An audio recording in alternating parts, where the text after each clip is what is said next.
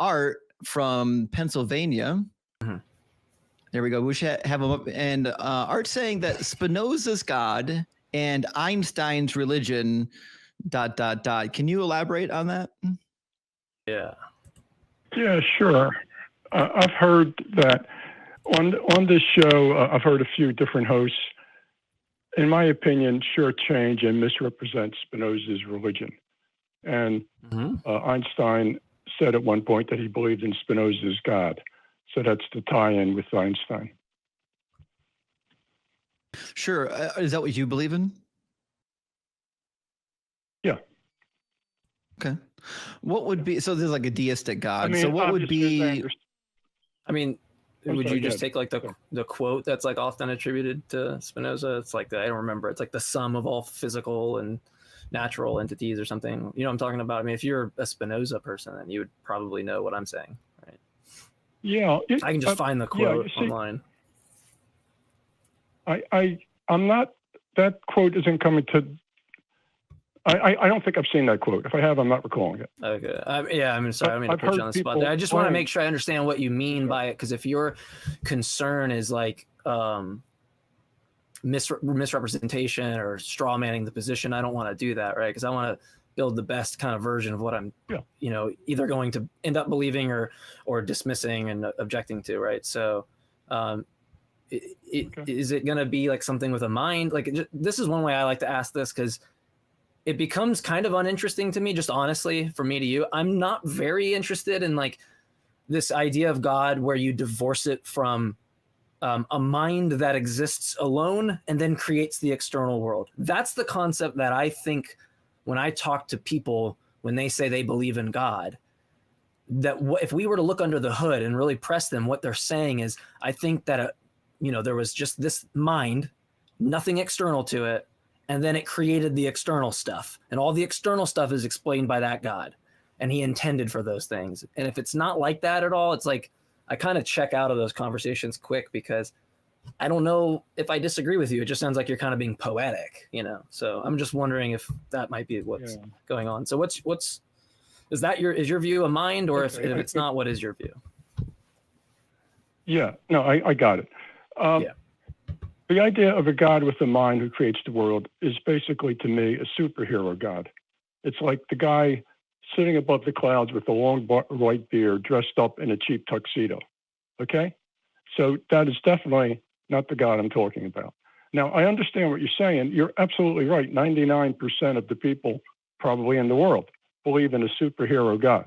Well, maybe not 99, but anyway, a lot of them do. Yeah, large amount. There. Large amount. But but if you're going to, if you, and I don't mean you personally, if someone's going to talk about Spinoza's God, I think they should have an accurate idea of it, or they shouldn't talk about it. That's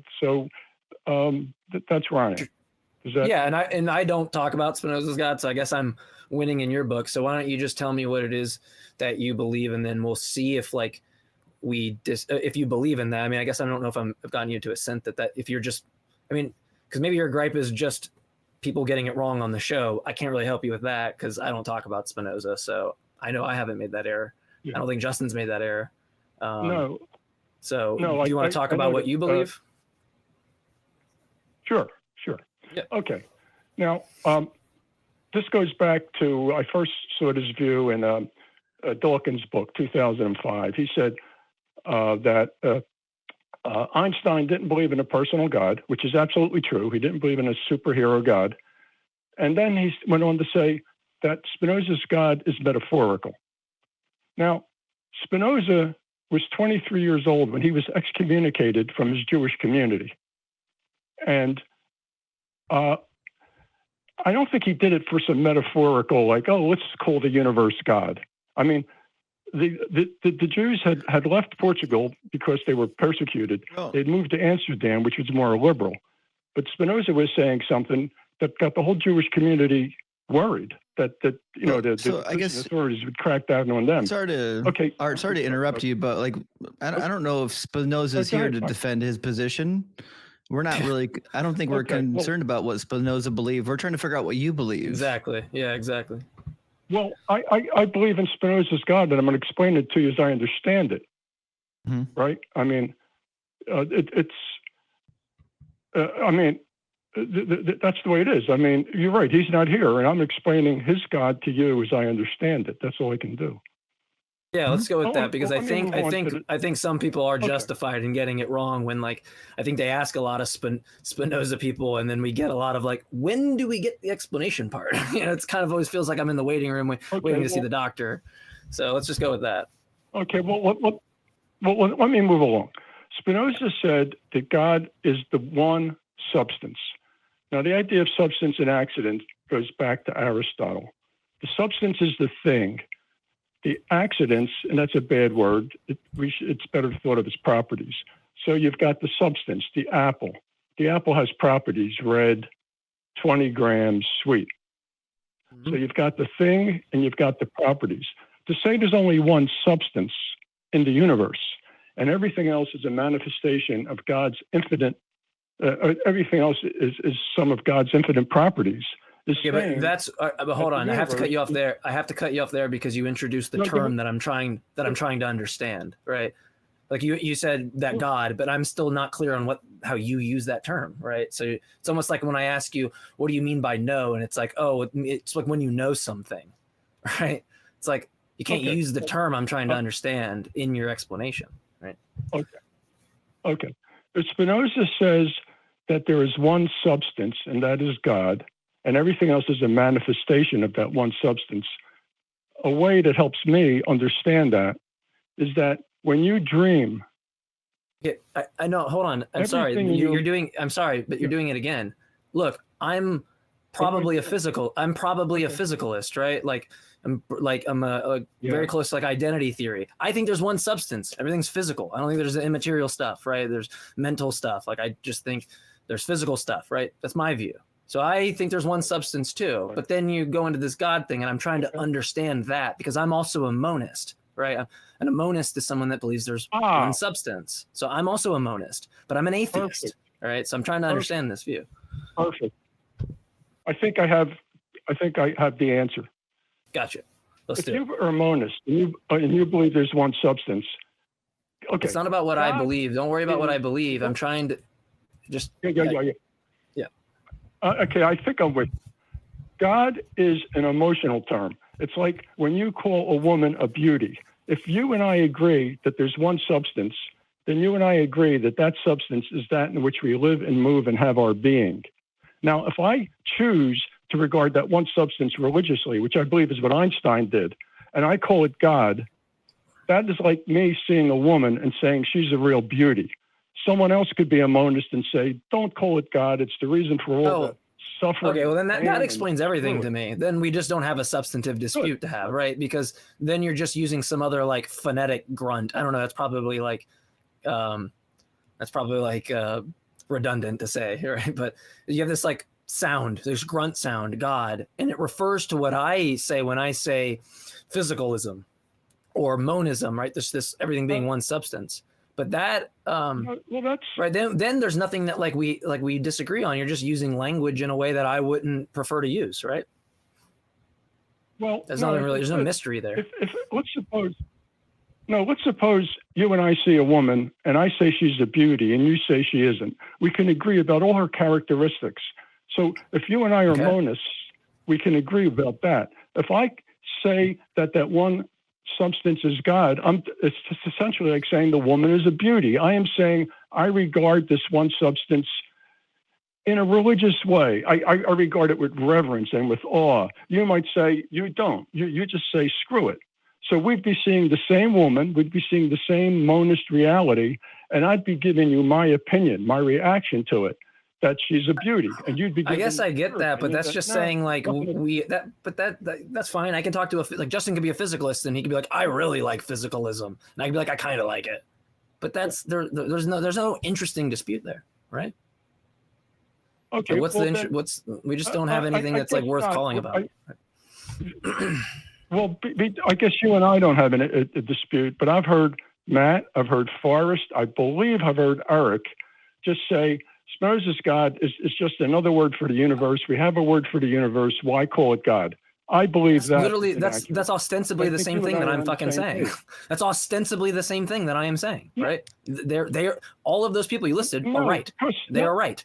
They're 100% right. No, you're using language. You're using language. Wait a minute. Look, I just fucking systematically went through this with you, right? Pointed out at every junction where you're using language, where there's no substantive disagreement. You're just making a different phonetic grunt sound than I am. That's the contrastive explanatory difference. You use some sound that I don't use. Great. But when you use your example, that's ostensibly the same as me and Justin being monists and me going, oh, Justin, I really like to read about, like the Australian materialists and like their physicalism. And he's just kind of like, I kind of like it.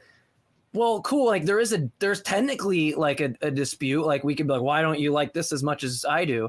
But fundamentally, there's nothing different. There's no like real interesting dispute, right? It's just you're using language in a way to describe something I already think exists, right? And then just adding more value stuff to it, like you like it more and stuff. But that's just, I'm not trying to be rude.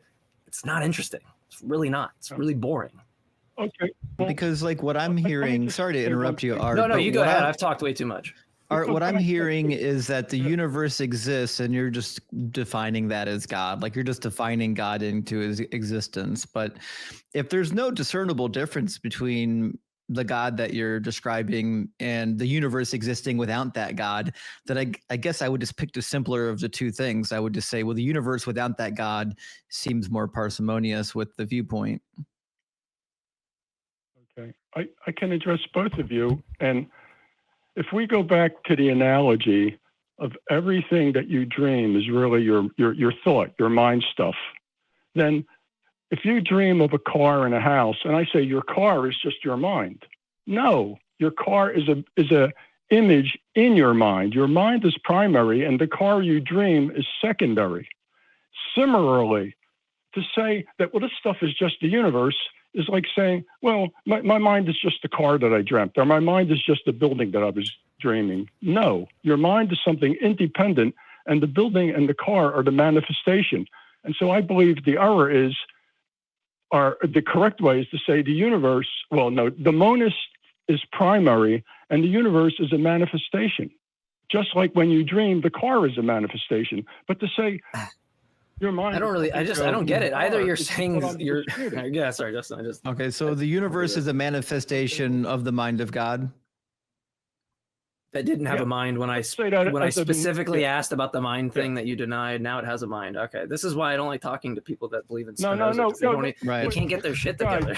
Okay, so then the question I have is, what would be the evidence that would lead me to conclude that we're a manifestation of a mind? Because this is really bordering on simulation theory. Guys, I used the dream as an analogy. You can think of the universe as a dream in the mind of God, but I'm not saying it is literally. Now, I'm sorry. You see how confusing that is? I know, but do you understand? Art, do you understand how confusing that is when a term is colloquially used to mean like this mind with entities, desires, and beliefs, motivations, right? And then you use in your analogy a mind, the thing that you're saying it's not the case. You see how confusing that is for someone like myself? It's just very confusing.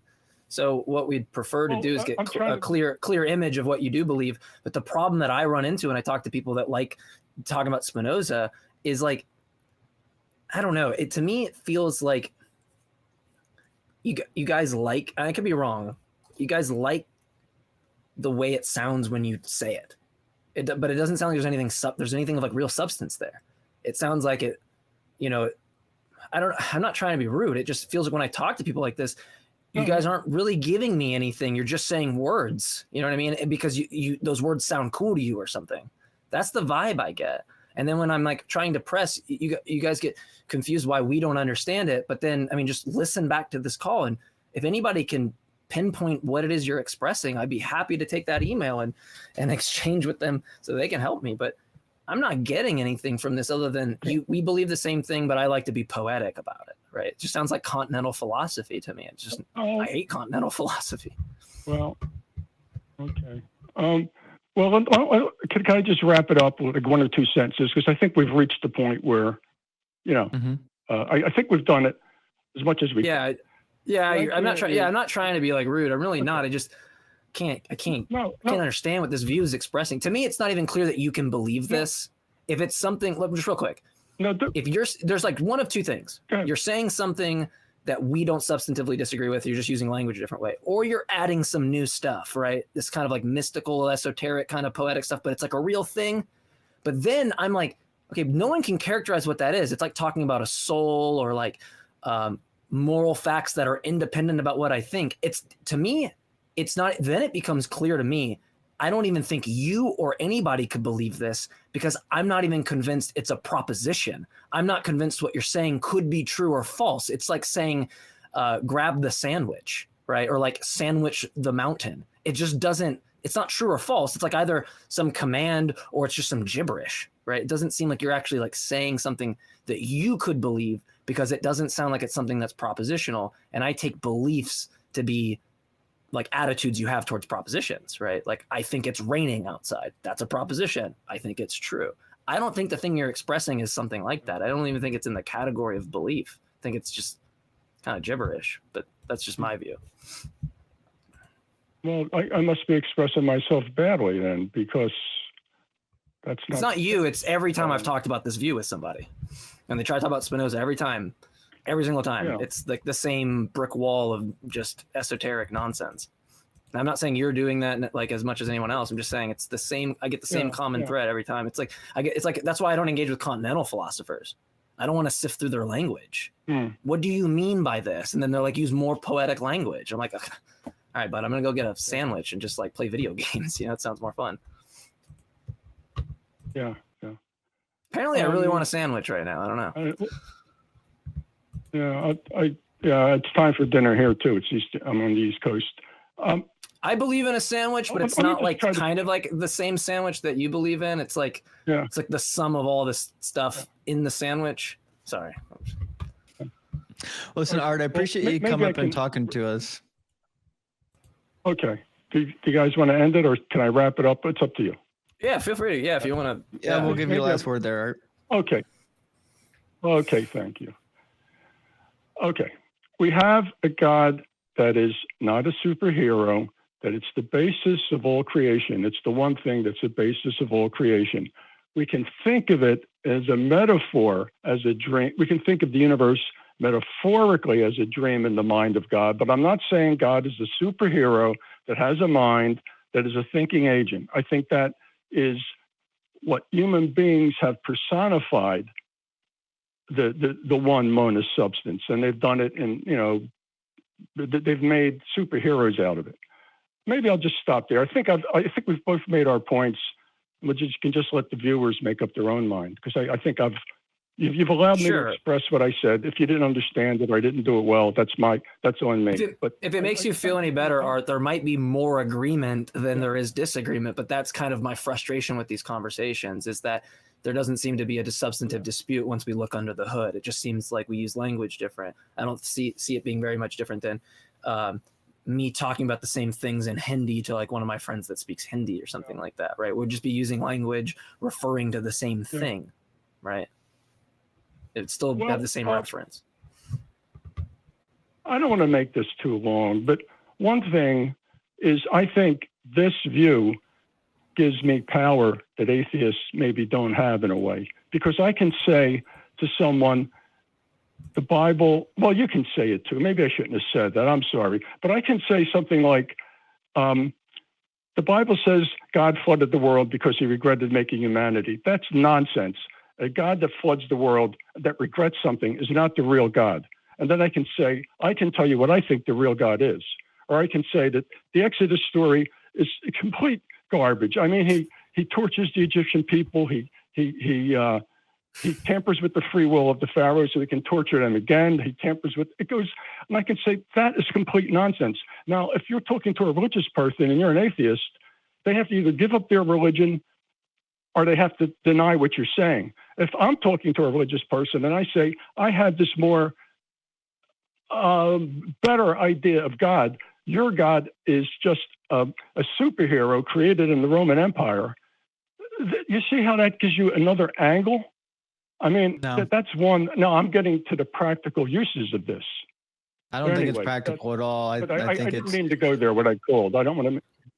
You're saying something like you're lessening the blow for somebody to come to that side, but I don't want someone to leave Well, their faith if they're just going to try to find a safety net to go to and not honestly just realize that, okay, now I don't know. I mean, it's not hard to go, is LeBron James standing up or sitting down? And someone's convinced their whole life that he's standing up. And then they realize, oh, wow, I didn't really have good evidence that he was standing up. Maybe, you know, maybe I don't know if he's standing up or sitting down. I just don't know. That's the right move to make, right? You just go, I don't know, right? But it sounds like what you want to do is take them to this other side as like this lessening the blow kind of thing. And I don't know. It just doesn't seem, I wouldn't call that power. I would just call that like trying to artificially get someone off their position or something, or like give them a safety net to hang to.